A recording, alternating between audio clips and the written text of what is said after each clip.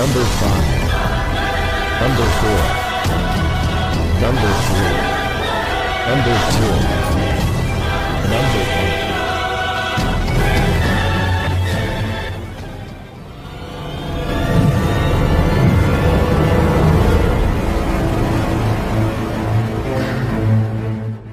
Pakar dan spesialis ilmu vibrasi antara diri Tuhan dan alam semesta, ilmu metafisika modern, ilmu kebatinan, ilmu pusaka dan benda bertuah.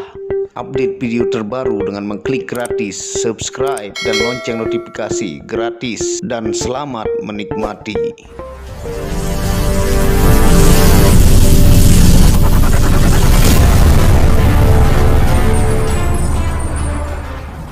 Bismillahirrahmanirrahim. Assalamualaikum warahmatullahi wabarakatuh. Alhamdulillahirabbil alamin, wassalatu wassalamu ala asyrafil anbiya'i wal mursalin sayyidina Muhammad wa ala alihi washabihi ajma'in. Rabbi shrahli sadri wa yassirli amri wahlul 'uqdatam min lisani yafqahu qawli. Alhamdulillah, bersama saya lagi dengan Muhammad Hamdan Al-Ghazali dalam Tauhid Metafisik. Alhamdulillah, pada kesempatan kali ini kita akan membahas tentang alam-alam rahasia Allah yang ada di dalam diri kita. Tonton video ini sampai selesai supaya Anda tidak gagal faham dan mengerti maksud dari Muhammad Hamdan Al-Ghazali. Selamat menikmati. Sebelum kita memulai video ini, jangan lupa Anda bantu dukung channel ini dengan mengklik lambang merah subscribe gratis dan klik lonceng notifikasi gratis untuk tahu tentang ilmu vibrasi antara diri dengan alam semesta, ilmu metafisika modern, ilmu kebatinan, dan ilmu benda bertuah. Dimensi alam manusia terdiri dari alam mulki dan alam malakut. Allah menjadikan kamu bertempat dalam alam pertengahan antara alam mulki dan alam malakut, supaya kamu tahu tentang kebesaran kedudukanmu di antara semua makhluk, dan supaya kamu tahu bahwa engkau itu permata yang diliputi atau ditutupi oleh wadah yang berupa alam ini. Alam mulki yaitu alam yang bisa dilihat, didengar, dan dirasa oleh panca indera. Alam malakut yaitu alam gaib, yaitu kebalikan dari alam mulki. Manusia itu dijadikan Allah tidak melulu dari alam mulki atau dari alam malakut, tapi perkumpulan dari keduanya. Pada kenyataannya Allah menempatkan tubuh manusia berada di antara langit dan bumi ataukah alam mulki. Dan Allah juga menjadikan ruh manusia yang bias menyimpan macam-macamnya asror atau rahasia alam ini di alam malakut. Itu sebagai tanda keagungan kedudukan manusia yang tidak diberikan pada makhluk lainnya. Syekh Abdul Abbas Al-Mursi berkata, isi alam ini semua bagaikan hamba atau pelayan yang tunduk kepadamu, hai manusia, sedangkan engkau hanya hamba Allah Ta'ala semata-mata. Tersebut dalam kitab-kitab Allah terdahulu. Allah Subhanahu wa Ta'ala berfirman, hai anak Adam, aku jadikan segala sesuatu untukmu, dan aku jadikan engkau untukku. Karena itu jangan sibuk dengan apa yang sudah pasti datang padamu, sehingga meninggalkan apa yang engkau dijadikan untuknya. Allah Subhanahu wa Ta'ala berfirman, dialah Allah yang menjadikan untuk kamu semua apa yang ada di bumi. Syekh Al-Wasiti menafsirkan ayat, sungguh kami Allah telah memuliakan anak Adam dalam Quran surah Al-Isra 70, yakni kami serahkan kepada mereka alam seisinya supaya mereka tidak bingung atau tertipu oleh sesuatu, dan supaya manusia semata-mata beribadah dan mengabdi kepada Allah Subhanahu wa Ta'ala.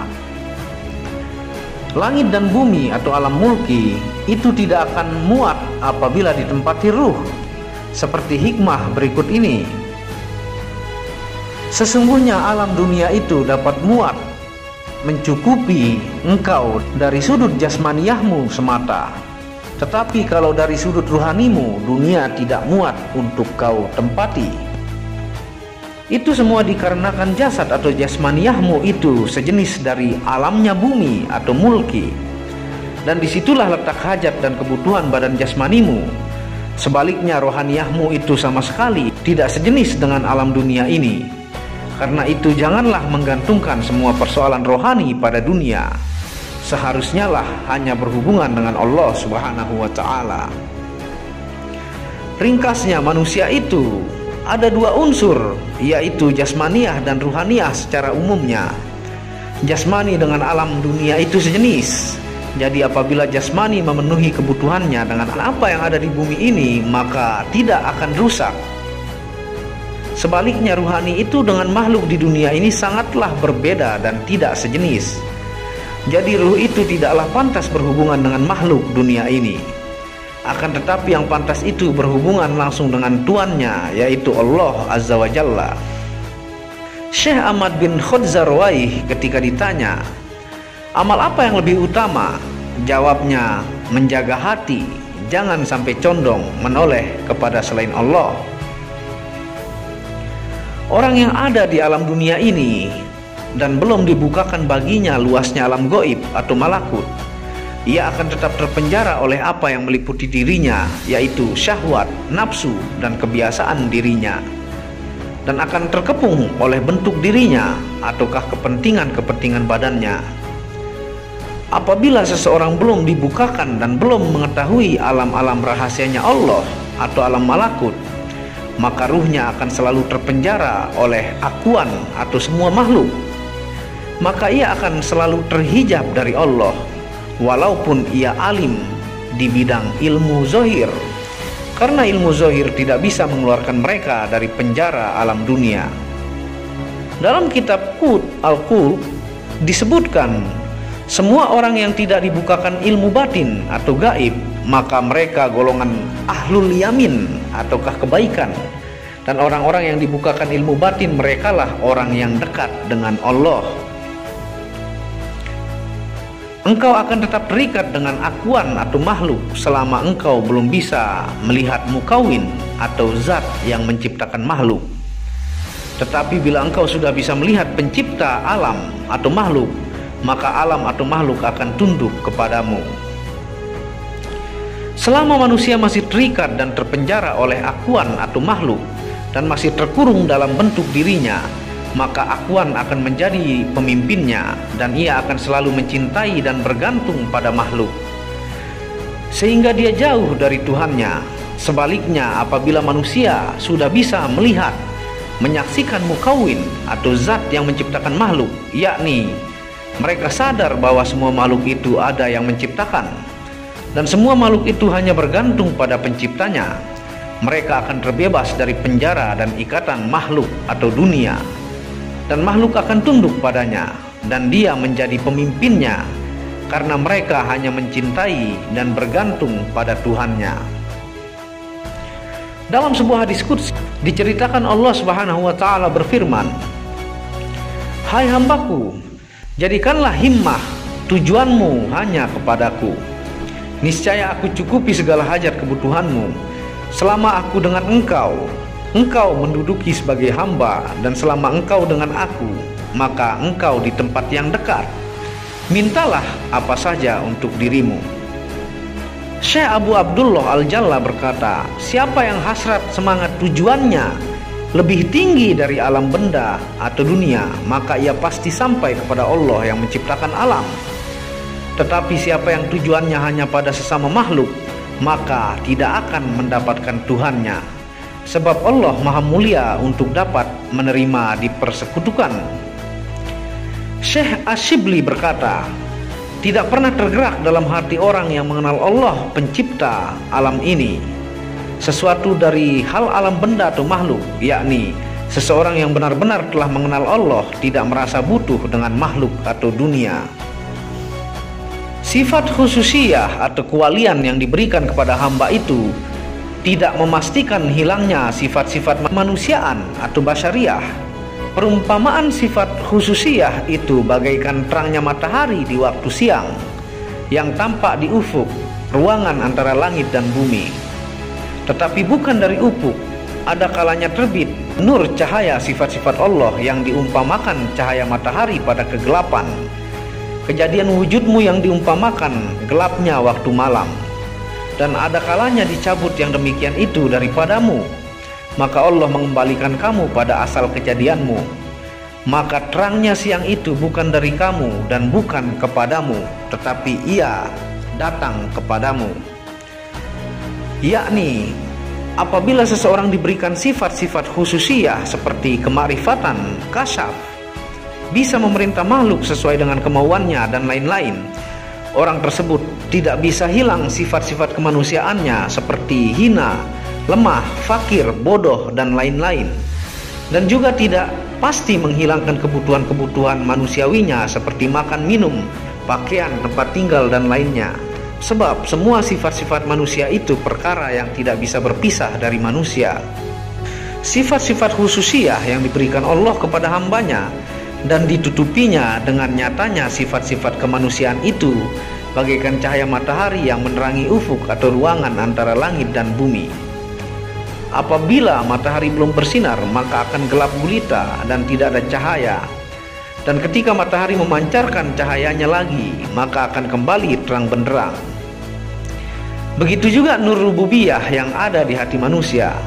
Ketika Allah memberikan sifat khususiyah kepada hambanya, maka hamba itu akan kelihatan mempunyai khususiyah, dan nur khususiyah akan menerangi wujud kemanusiaannya, dan begitu sebaliknya. Yakni apabila hamba menerima nur tajalli, maka akan tampak keluar daripadanya sifat-sifat Allah yang menerangi zat basyariahnya. Tetapi apabila ditarik kembali nur tajalli itu, maka kembalilah sifat-sifat yang asli pada manusia. Jelasnya sifat khususiyah atau keistimewaan atau kewalian itu bukan sifat asli manusia, hanya sifat yang diberikan Allah Subhanahu wa ta'ala. Terima kasih sudah menonton video Muhammad Hamdan Al-Ghazali. Semoga ilmu ini menambah wawasan Anda dan menjadi berkah manfaat untuk terus kita belajar bersama. Jangan lupa bantu terus dukung channel ini dengan mengklik lambang merah subscribe gratis dan lonceng notifikasi gratis. Anda bisa mengunjungi channel kedua saya, yaitu Tauhid Metafisik Channel, yang banyak membahas tentang ilmu mustika, pusaka, dan sejarahnya. Dan Anda bisa mengunjungi channel ketiga saya, yaitu Maniak Akik Channel, yang banyak membahas tentang gemstone secara internasional, gemologi, kandungan mineral secara ilmiah, secara zodiak, aura, dan metafisika. Sebelum mengakhiri video ini, Anda akan sedikit melihat review baju sufi. Assalamualaikum warahmatullahi wabarakatuh. Tauhid Metafisik Produk menjual baju-baju sufi sebagai pengingat kemurnian batin diri dan batin orang lain yang melihatnya, menyebarkan virus-virus cinta ketika memakainya dimanapun berada. Tersedia semua jenis ukuran laki-laki dan perempuan, baik panjang dan pendek. Harga promo murah dengan kualitas cotton dan sablon terbaik. Kontak admin, hubungi WhatsApp 0858 1688 0424. Inilah review baju sufinya. Baju sufi yang pertama, logo Tauhid Metafisik, lambang Tauhid, yang di belakang yang ada hanya satu.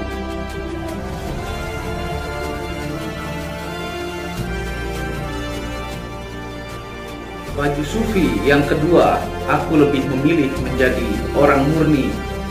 Logo di belakang baju adalah Tauhid Metafisik.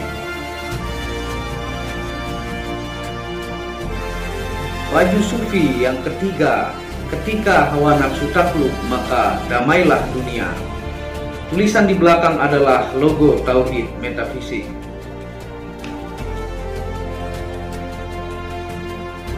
Baju sufi yang keempat, aku patah hati pada fananya dunia. Tulisan di belakang baju adalah logo Tauhid Metafisik.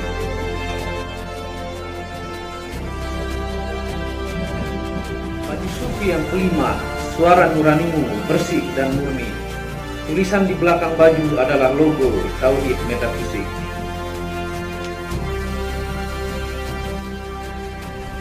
Baju sufi yang keenam, ego diri adalah dinding pembatas antara diri dengan Tuhan. Tulisan di belakang baju adalah logo Tauhid Metafisik.